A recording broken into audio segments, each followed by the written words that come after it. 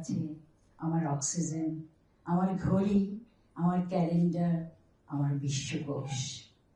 মা যত বৃদ্ধ হচ্ছেন তত মা সমৃদ্ধ হচ্ছেন।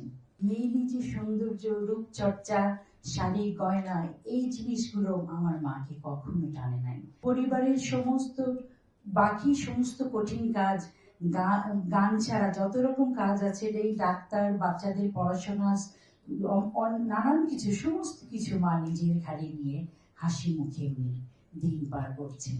ওনার এই দুইটা হাত দিয়ে উনি আর না হলেও 500 মহিলার মৃতদেহ উনি গোসল করিয়েছেন। এই গর্বের জায়গাটা আমার সব সময় আমার হৃদয়ে অনুরণন হয় এবং বলতে লোভ লাগে।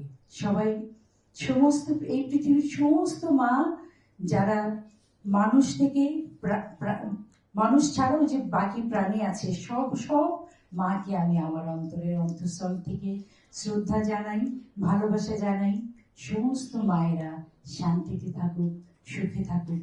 সামনে আসছে মা দিবস। মা দিবস যেন একটি দিনের জন্য কেন্দ্রীভূত না হয়, এই অনুরোধ আজকের প্রজন্মের কাছে রেখে গেলাম।